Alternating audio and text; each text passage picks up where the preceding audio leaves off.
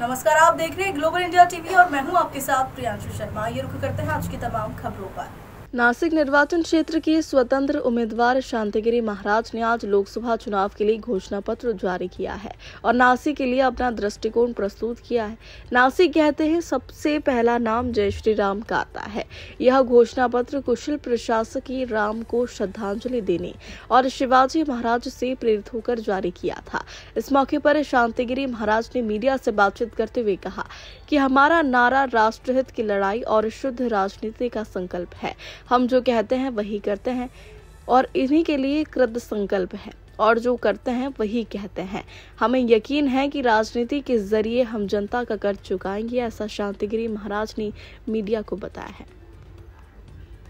अनेक सेवा किंवा कार्यक्रम करून घेतले मॅडम। आम्ही कोणाकडे आम्हाला पुरस्कार मिळावे अपेक्षा केली नाही, आमचा कोणी गौरव करावा अशी अपेक्षा केली नाही।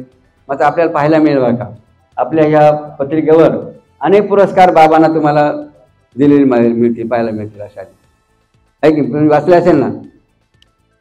आजकाल आपण पाहतो पुरस्कार विकत घेतले जातात लक्षात आहे। इथं मात्र आम्ही पुरस्कार मिळावे म्हणूनही काम केलं नाही किंवा कार्यक्रम केले नाहीत। म्हणजे बघा आम्हाला यात एवढं हे जाणवलं बरं का, म्हणजे आमच्यावर किती लोकांचं लक्ष बरं का, आम्ही जे करतो त्या कामात किती लोकांचं लक्ष आहे। स्वामी विवेकानंद कुठले असतील ते बघा तर त्यांचा पुरस्कार आलेला आहे। मॉरिशस कोणी आणखी निष्काम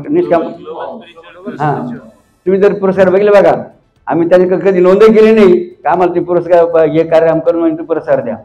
आणि म्हणून ही एक आम्हाला एक अत्यंत सन्मानाची गोष्ट वाटते। जनसामान्य आमच्याकडे जे काय कार्य घेतलं ते खरोखर जगाला मान्य आहे, लक्षात घ्या। आणि म्हणून त्यांनी न सांगता मग त्यांनी आम्हाला पुरस्कार दिले म्हणून त्यांचा आम्ही टाळून धन्यवाद झालं त्यांना आम्ही लढा राष्ट्रहिताचा आणि संकल्प राजकारणाचा। तर पहिला मुद्दा या ठिकाणी की आम्ही जे बोलणार ते करणार आणि जे करणार तेच बोलणार।